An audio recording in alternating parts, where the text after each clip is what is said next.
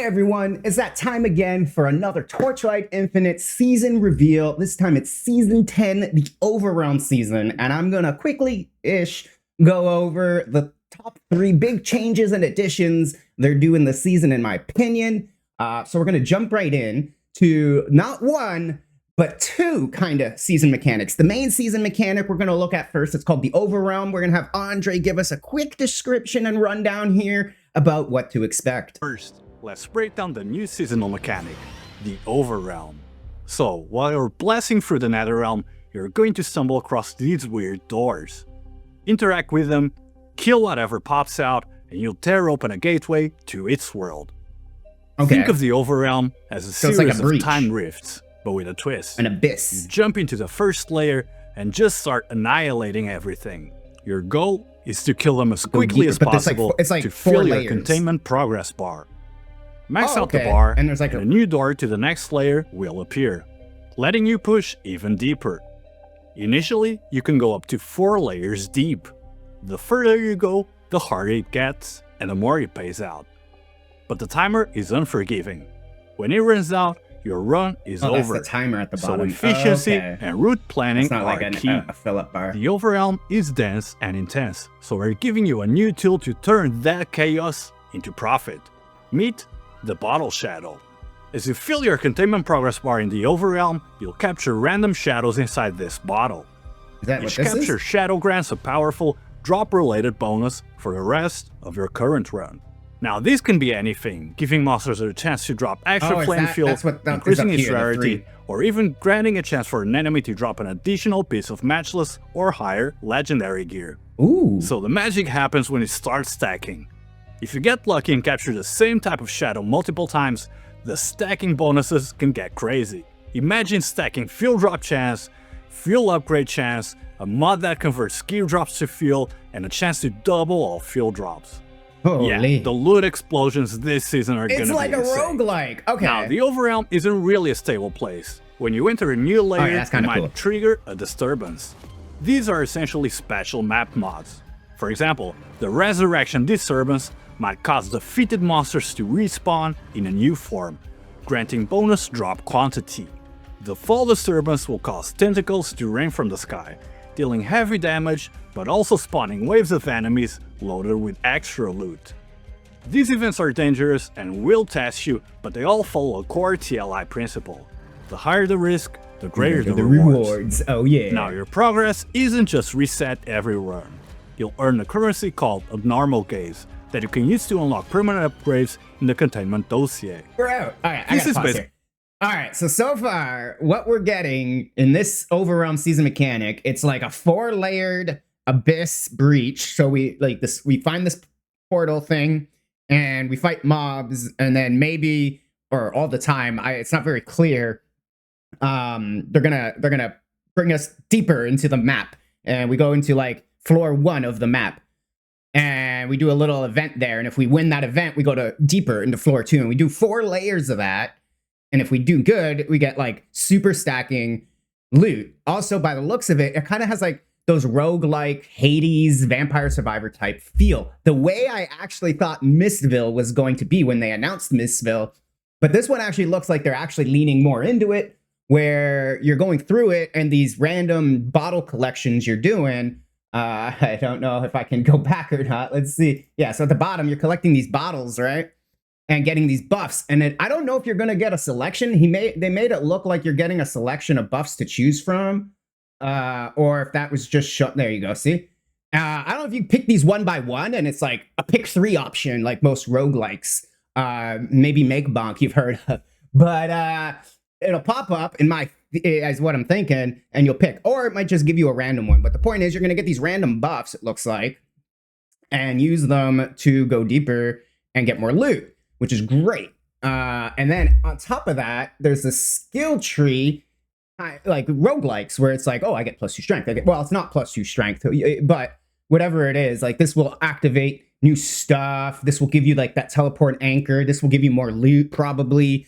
I'm not too sure, but it's like a little roguelike skill tree. Now, I don't know if you can get everything or you have to pick and choose. Like, I don't know if it's limited. They haven't done these type of skill trees in a while, so I'm excited to see what they do when they bring it back. But let's see what they have to say about it. the anti-mimetic cage, which traps you and summons a pack of elites that drop a massive pile of loot.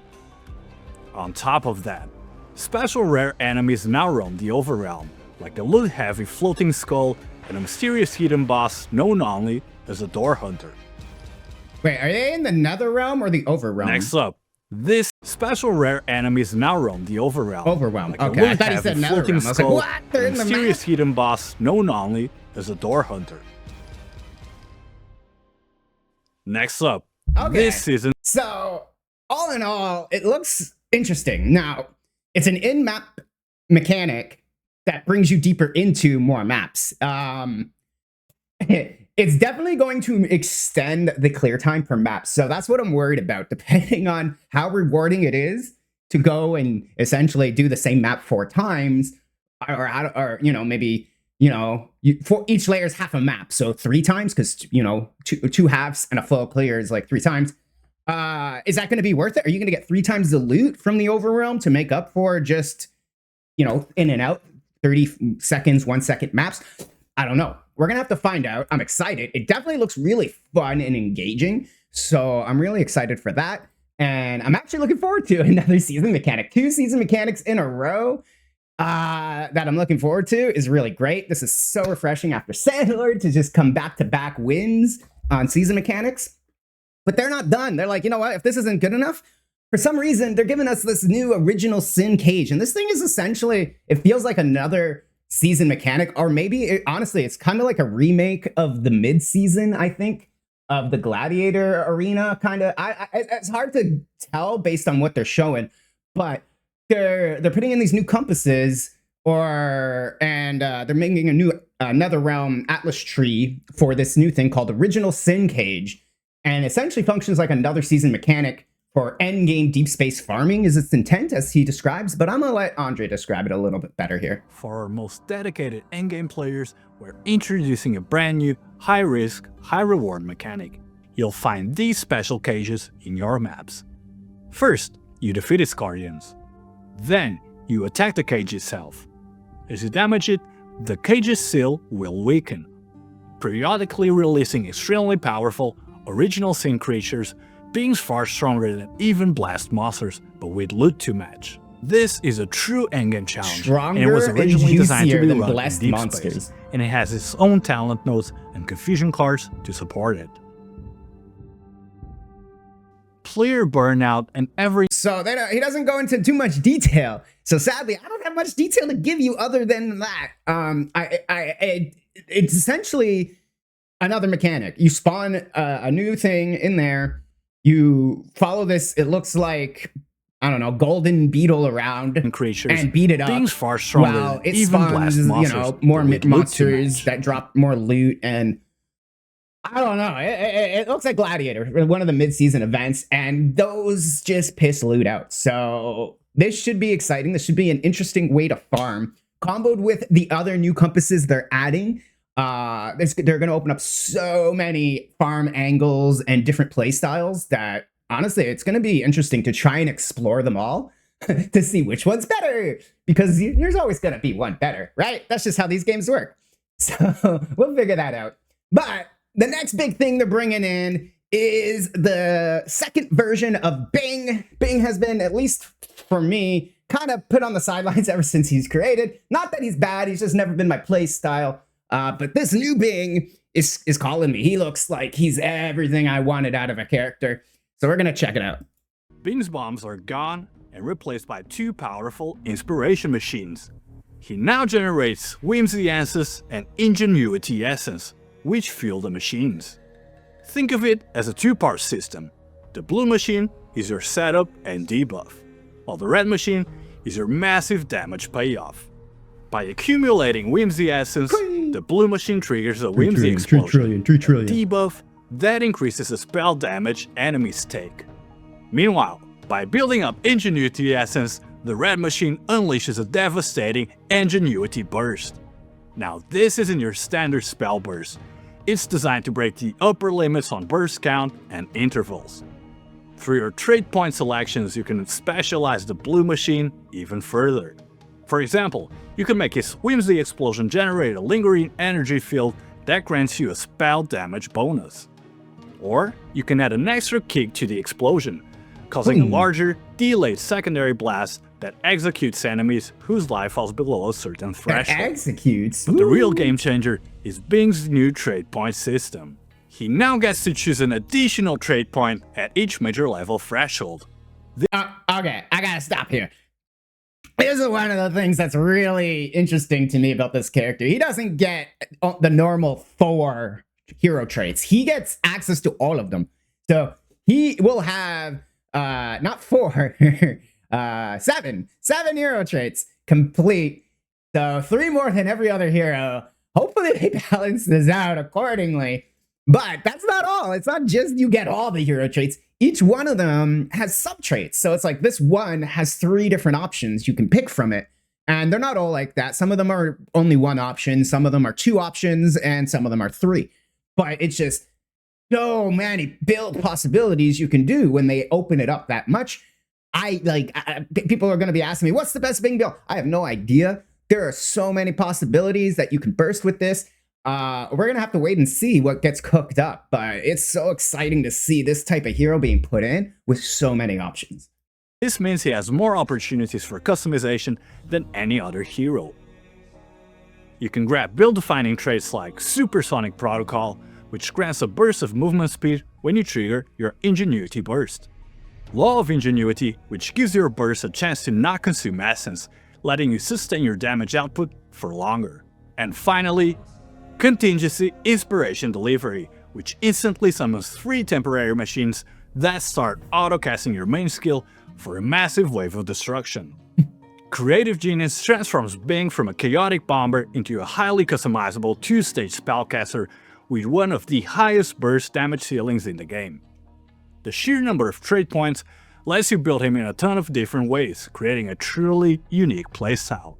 And speaking of customization, this season we're Well, I mean, there you go. He's jumping. I don't even have to jump ahead. He's just talking. The next and final big thing that we're going to go over in this recap of the season reveal is the new power creep. We'll just jump ahead here. Same spot apparently, but is the Eternal Prisms. So there's a little caveat to getting this new power creep is they are removing candles. Now, I'm a big city enjoyer.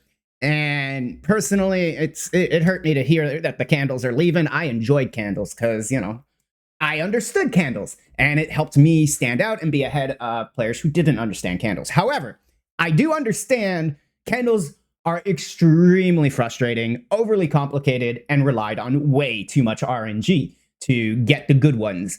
So they've decided to just get rid of the candles completely. And they're bringing in these new Eternal Prisms. They don't work like candles at all. They're completely different. They're kind of like a cluster jewel or something. He'll go over it. But essentially, what you're going to be doing with these new prisms is inserting one into your skill tree somewhere, and it will open up more options. I know it's not a very good way of describing it, so that's why we have the visuals here and Andre to help us. Of customization. This season we're introducing a new layer of customization that will completely change how you build your characters. Let's talk about the new growth system, Ethereal Prism. The Ethereal Prism is a new type of item that you can install directly onto one of your advancement talent panels. There you go. See, it opens located beneath your base talent panel. So once socketed, it fundamentally alters that panel, supercharging existing main talents or even replacing them with entirely new ones. There are over 20 of those new main talents. For example, Effortless Command. It grants you so much energy that it unlocks every single support slot for all of your skills. So for builds that need multiple 6 links, this is going to be a true game changer. Fortune's Flip. For the real gamblers out there. This talent grants you lucky damage, lucky critical strikes, and lucky evade. Now the trade-off? There's a 1/3 chance that any non-main skill you use will simply fail to cast. Guarantee Reaping. Non-main skill only? Reaping builds are getting a powerful new tool. This talent lets you consume your max spell burst stacks to trigger a corresponding number of additional reaps. Now, all of those extra reaps are released as explosions, providing some serious area clear. Finally, Dark Advance, a huge buff for summoners. They're bringing Moto back. Now, this talent greatly reduces Dark Age's cooldown and increases its charges. What's more, it has a teleport to your Dark Age skill. effectively turning it into a powerful mobility tool. Beyond creating new main talents, the Ethereal Prism has another strategic layer. When socketed, he radiates energy, granting additional bonus effects to all nearby talent nodes. This creates a puzzle. Do you place it in a spot that covers the most nodes possible, or you position it to supercharge a few specific crucial talents? And if that's not enough customization, you can also calibrate your prism. This function lets you add up to 3 powerful affixes directly to the prism itself, allowing you to perfectly min-max it for your character.